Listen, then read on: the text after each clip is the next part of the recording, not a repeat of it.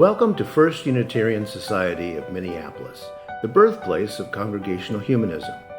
We carry on that tradition of free thought today, dedicated to promoting a free search for truth, meaning, and justice.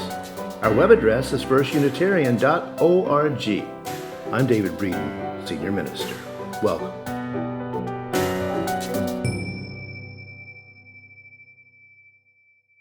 In the beginning was the Word, and the Word was Arg.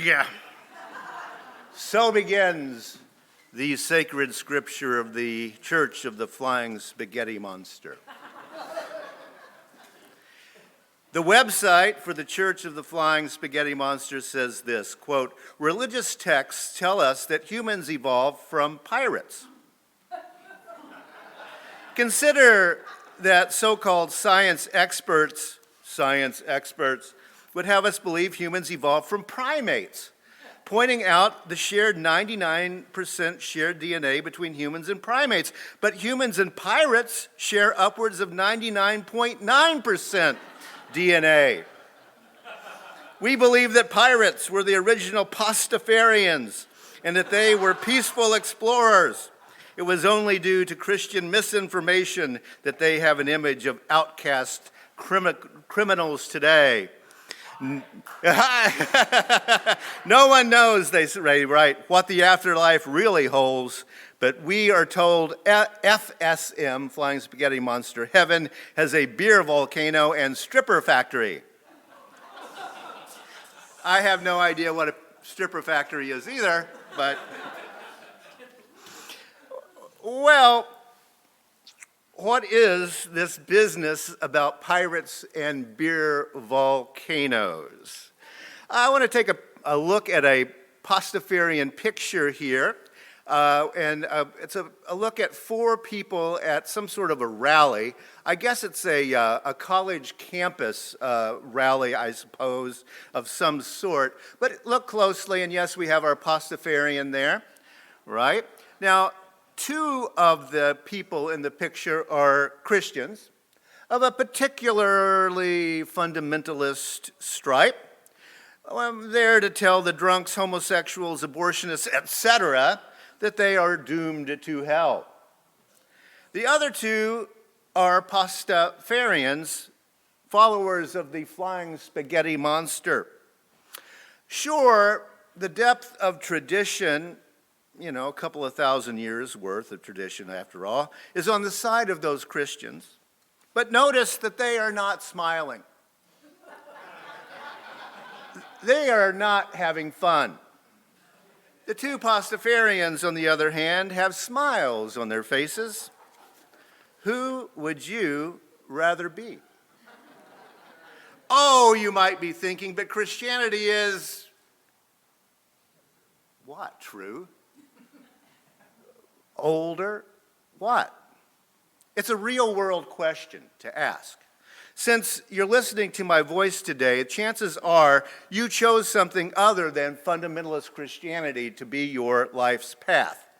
But you are, of course, just as free to go back and join those two frowning guys. Both are religious options. And there are what? Thousands? Millions of different religious options out there, somewhere in between the frowns and the smiles, maybe. Now, give some thought to just how complex human religions can get. What's the difference between Baptists and Presbyterians? Yeah, that should be a test on the seminary, right? How many pages of theology are there to those traditions? Billions. And then Baptists and Presbyterians, there are dozens of splinter groups that believe just this little bit less or more or whatever. A lot of trees have died for religion. And who even keeps track of this stuff after a while? All the thought, all the speculation, the accretions of revision after revision on top of revisions. Religious traditions are the very essence of hidebound. Let's consider for a moment one example, the 5 points of Calvinism, often memorized by the acronym TULIP. T, total depravity.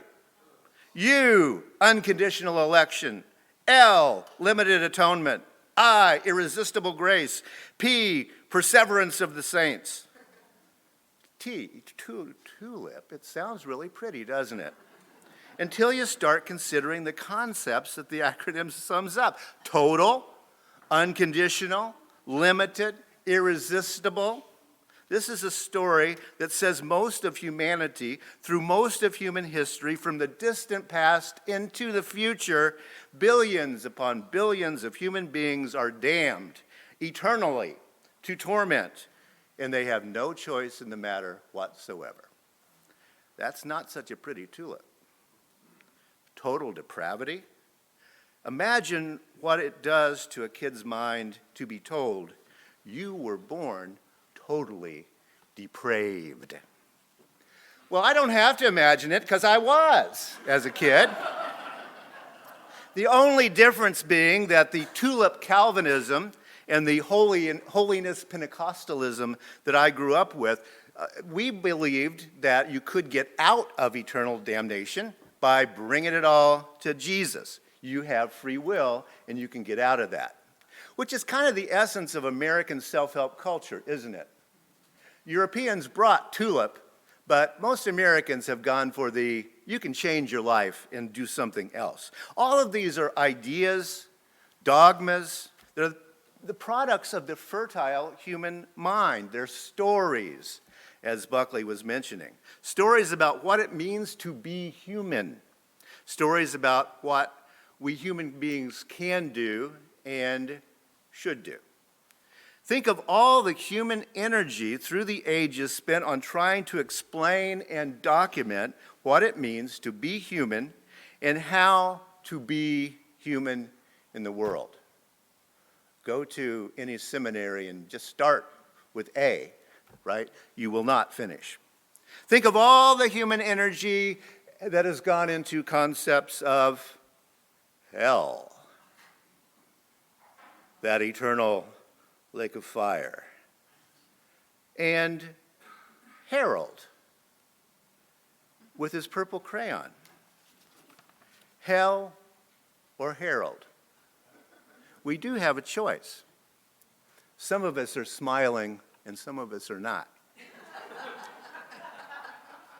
Have you ever noticed that we often hear about the war between science and religion, but never about the war between science and poetry? When was the last time you saw a documentary on it? Why don't we hear about the war between science and poetry? Because they occupy two categorical differences. We understand they're different categories of things. Science is about experimentation to reach conclusions about a consensus reality. Consensus reality. We can agree on this consensus reality. Poetry is about the use of language to express a subjective reality. And here's what I want to propose for your consideration today. Religion and poetry and the arts with a capital A, like music, yes, are all in the same category, I propose. And that category is the human imagination. One of the interesting and problematic things about the word religion is that we don't even know what the etymology of it is. We don't know where it came from, and therefore we don't know what the original meaning of the word was. The Roman writer Cicero, who died in 43 BCE, speculated that the Latin noun religion came from the Latin verb religare, ligare, to bind. Lig as in ligaments, right? The ligaments that keep your muscles, to rebind. Now, we don't believe that many things that Cicero thought about science, etc., and he was a folk etymologist, but this is as close as we get to even understanding where the word possibly came from. Many people through the years have accepted Cicero's surmise, and so it's caught on due to its folk nature and its assumptions. But the problem is, what does it mean to rebind? The question is, to what? The sacred? The earth? The primal forces and powers of the universe? The vast cosmic consciousness? Is this rebinding because we lost the binding that we had when we were born? Are we returning to something that we have forgotten over time? Up I forgot as down I grew, or down I forgot as up I grew, as E. Cummings would say it. Are we being repatriated into some kind of a land of what? Holiness? Wholeness? Are we restored? What's the re? I don't really know.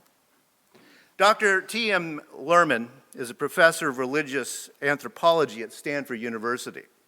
She grew up a Unitarian Universalist and an agnostic. She researches how people believe in gods. That's her thing. How do people actually believe? Her most recent book is How God Becomes Real, Kindling the Presence of Invisible Others. All right? How God Becomes Real, Kindling the Presence of Invisible Others. Dr. Lerman is as skeptical as you or me. However, she knows that people all over the world do feel the presence of their gods. They manifest them. How do they do that? And her answer is play. Play. Think for a moment about a child pretending to be a lion or a dog, okay? Children know perfectly well that they don't actually become lions or dogs or dragons or firefighters. They know they aren't really that. They're only pretending. By the same token, children know that if you or I pretend to be a lion or a dog or a dragon or whatever, actually we are not those things, no matter how loudly we growl, right? They might scream and run away and pretend fright or whatever, but they are not in fact confused between play and reality. They know the difference. Dr. Lerman claims that religious belief is exactly like that. We know that what we think in religious terms is not real in the way that a tree we see outside the window is real. An example Lerman gives us is a devout, sincere person praying for groceries. They're hungry. A person needs groceries and prays to their gods for groceries, but does that person then go to the refrigerator looking for those groceries to be there? Most people don't. How do they know the difference? They're playing a game. Most people understand that there's a difference between religious reality and consensus reality. That's why we're not all in one big church in Minneapolis this morning, right? There's a difference between those two things. Brain imaging shows that when people pray or talk about their religious ideas or imagine God, it's not the object-oriented parts of the brain that light up. It's the imagination parts that light up. We can feel the difference. Religious thought is imaginative thought. Religious thought is play. It's art. Some of you joined our archive committee last Sunday reading and discussing a talk by John Dietrich, one of our former ministers, on mysticism. One of the striking things about that talk is that even though it was written way back in 1935, it fairly well describes our cultural understanding of mysticism to this day. We just haven't advanced that much in how we think religiously. One reason for that, I suspect, is that we still haven't clarified what a mystical experience even is. Where does it come from? We don't know. Are the realizations we have during a mystical experience or maybe a drug-induced psychic experience, right? Something like that. It's in our subjective consciousness, but where does it come from? Is it our brains talking to us? Is it the larger universe speaking to us? Or, to look at the matter another way, was perhaps the psychologist Carl Jung correct that mystical and psychedelic experience are revelatory of our subconsciousness, yes, up here, which is in fact tied to a larger reality that we unwittingly don't notice in our day-to-day lives. The spiritus mundi, the spirit of the world, as they used to call it back in the 20th century. We know that there are human experiences that are unutterable and ineffable. No words. You can't say what it was like. We know that. In his talk, John Dietrich quotes from William Wordsworth's poem with the super long title, Are You Ready? Lines composed a few miles above Tintern Abbey on revisiting the banks of the Wye during a tour July 13, 1798. How's that for an exciting title? In the poem, Wordsworth attempts to get at a mystical experience. Let me read a little bit from the poem. For I have learned to look on nature not as in the hour of thoughtless youth, but hearing oftentimes the still, sad music of humanity, nor harsh nor grating, though of ample power to chasten and subdue. And I have felt a presence that disturbs me with the joy of elevated thoughts, a sense of sublime, of something far more deeply interfused, whose dwelling is the light of setting suns, and the round ocean, and the living air, and the blue sky, and the mind of man. A motion and a spirit that impels all thinking things, all objects of all thought, and rolls through all things. Therefore am I still a lover of the meadows and the woods and mountains, and of all we behold from this green earth. Of all the mighty world of eye and ear, both what we half create and what perceive, well pleased to recognize in nature and the language of the senses the anchor of my purest thoughts, the nurse, the guide, the guardian of my heart and soul, of all my mortal being. End quote. Well, that's a famous bit about expressing what you can't express. A classic reflection on the power of nature, and you can see why the American transcendentalists would latch onto that poem pretty quickly. To recognize, quote, in nature and the language of the senses, the anchor of my purest thoughts, the nurse, the guide, the guardian of my heart and soul, of my moral being. Well, the human mind is an amazing thing.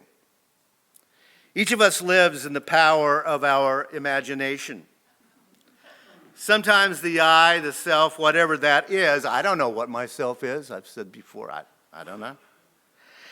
Sometimes we feel in charge, don't we? I have to take a couple of little teeny pills to be in charge of my mind each day.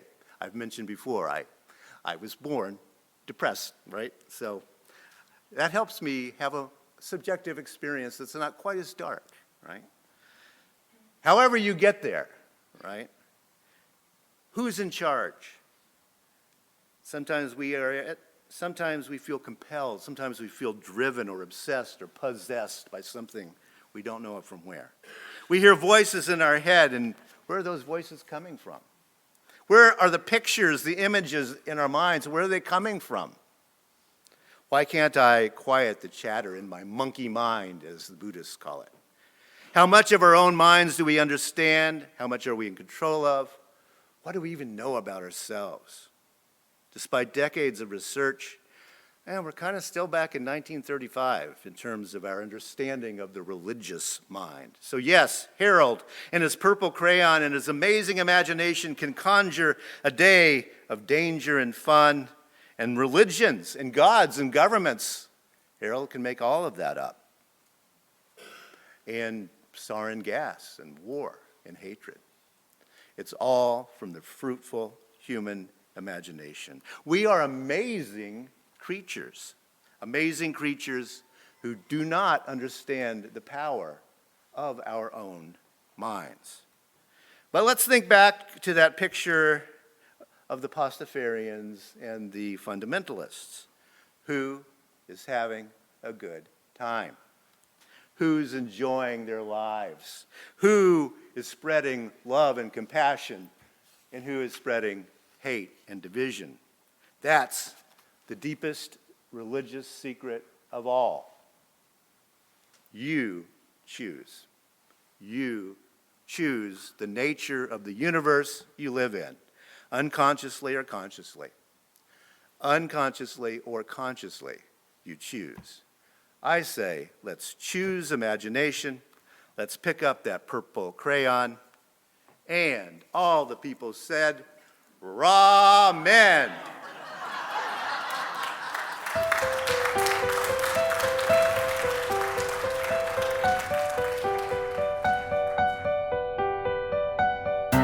Thanks for listening.